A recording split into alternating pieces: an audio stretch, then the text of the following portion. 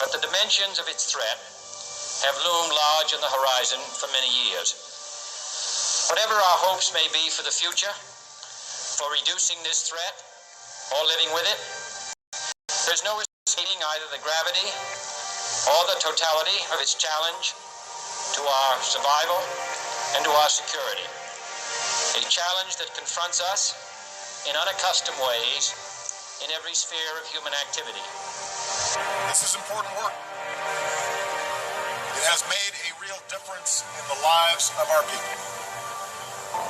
And it could not have happened had we not worked together. And yet, around the globe, we are seeing the same forces of global integration that have made us interdependent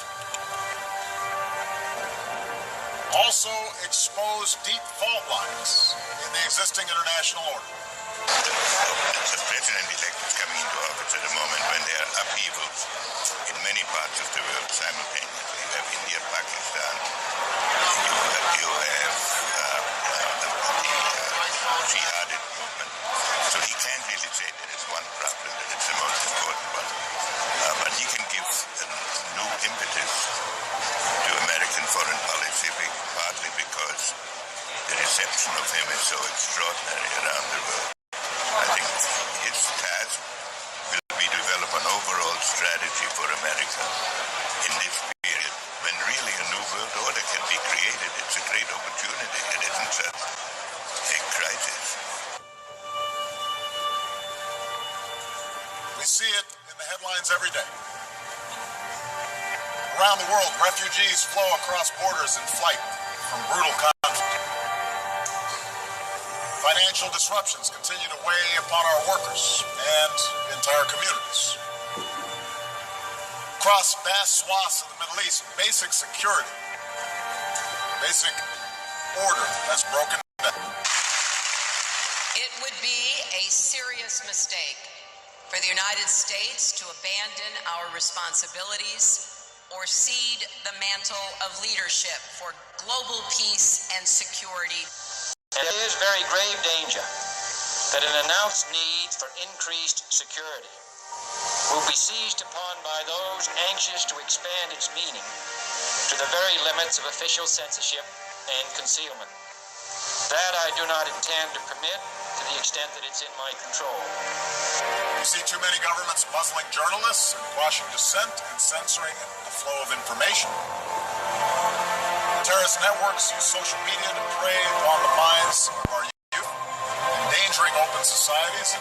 And no official of my administration, whether his rank is high or low, civilian or military, should interpret my words here tonight as an excuse to censor the news, to stifle dissent, to cover up our mistakes, or to withhold from the press and the public the facts they deserve to know.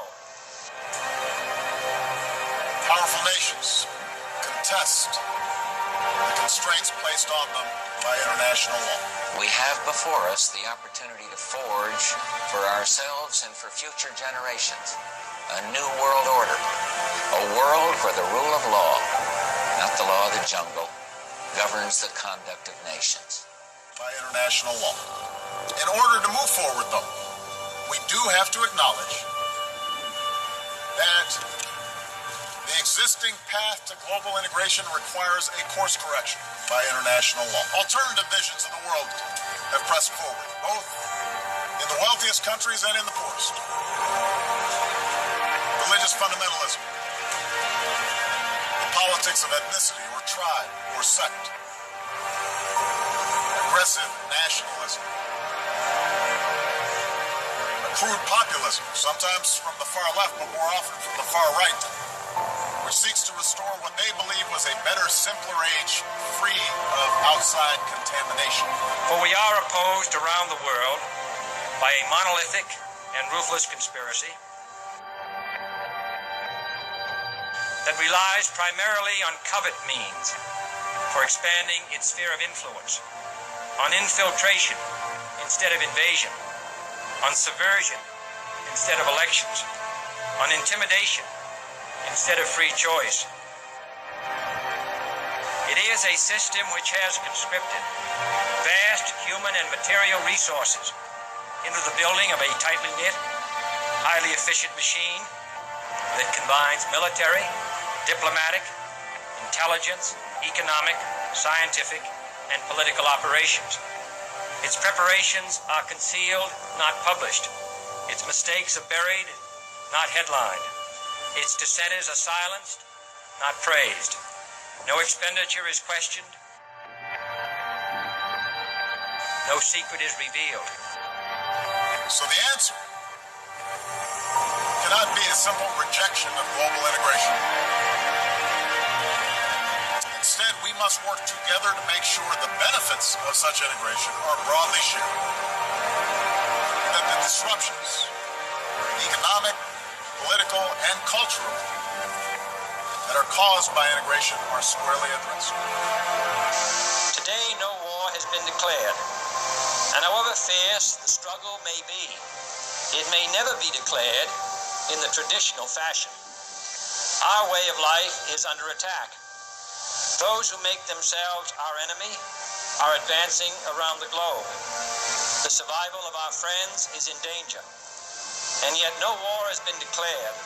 A quarter century after the end of the Cold War, the world is by many measures less violent and more prosperous than ever before. And yet our societies are filled with uncertainty and unease and strife. In time of war, the government and the press have customarily joined in an effort based largely on self-discipline to prevent unauthorized disclosures to the enemy. In times of clear and present danger, the courts have held that even the privileged rights of the First Amendment must yield to the public's need for national security. Today, no war has been declared, and however fierce the struggle may be, it may never be declared in the traditional fashion. Our way of life is under attack.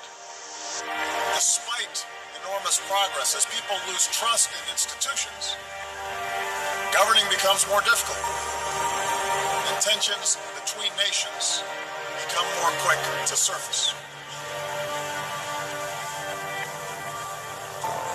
And so I believe that at this moment, we all face a choice. We can choose to press forward with a better model of cooperation and integration, or we can retreat into a world sharply divided. Even today, there is little value in ensuring the survival of our nation if our traditions do not survive with it. We can only realize the promise of this institution's founding to replace the ravages of war with cooperation if powerful nations, like my own, accept constraints.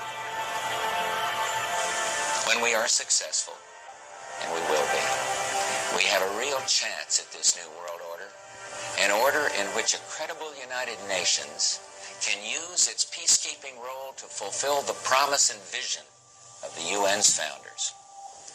What is at stake is more than one small country. It is a big idea, a new world order, where diverse nations are drawn together in common cause to achieve the universal aspirations of mankind, peace and security. And there is very grave danger that an announced need for increased security. The word peacekeeping does not appear in the Charter of the United Nations. But for the past 7 decades, our collective ability to maintain international peace and security will be seized upon by those anxious to expand its meaning to the very limits of official censorship and concealment. Thank you very much, Minister Westervelt, for calling us together at this critical moment to discuss peace and security. My vision is 2 states living side by side in peace and security.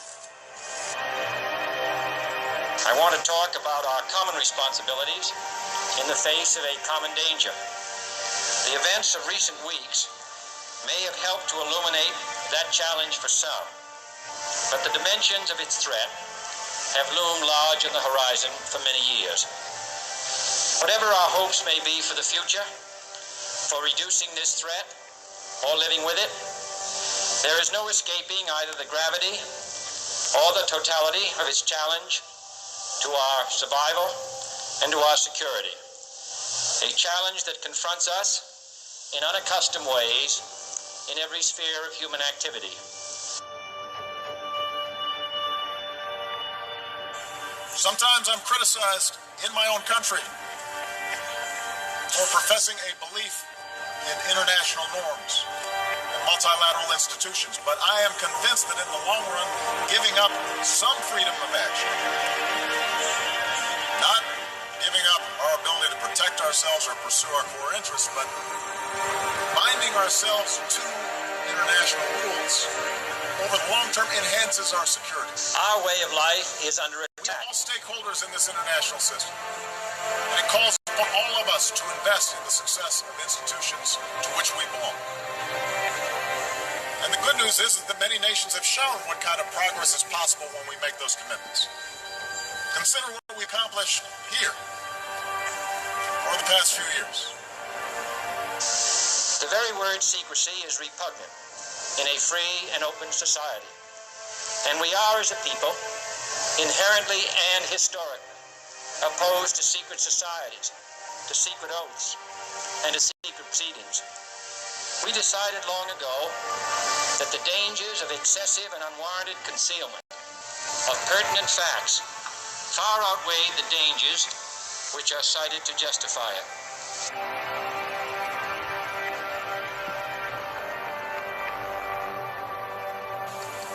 If the unspeakable happened to us, and we should all understand that ultimately our world will be more secure if we are prepared to help those in need and the nations who are carrying the largest burden with respect to accommodating these refugees.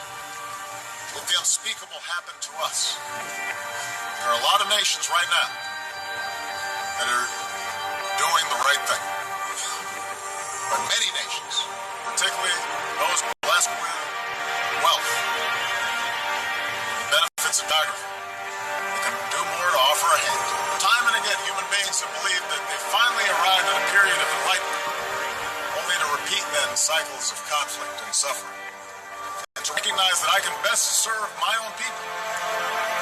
I can best look after my own daughters by making sure that my actions seek what is right for all people and all children and your daughters and your sons. This is what I believe, that all of us can be co-workers with God.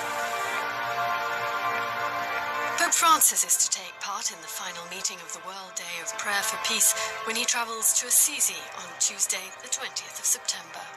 The World Day of Prayer for Peace concludes a three-day event organised by the Sant'Egidio community and entitled this year, Thirst for Peace, Religions and Cultures in Dialogue. It sees the presence and participation of some 450 religious leaders of different faiths gathered to pray for peace and strengthen dialogue in the spirit of Assisi. As the Bishop of Assisi, Domenico Sorrentino, explained to me, the event takes place in a historic moment for peace building as we witness so many situations of war, terrorism and widespread violence. It's a great occasion to bring people together, bring the believers of all religions in this moment where the world is facing a big crisis, as we see every day. Big crisis of globalization, big crisis also of wars, fought in pieces, like the Holy Father used to say. And this occasion of grace, because we are together not only to reflect, this is important, but also to pray, each one according his own tradition, but we want to reaffirm the importance of the faith, the importance of prayer, the importance of the grace of God, if we want really build a new world, a world of peace.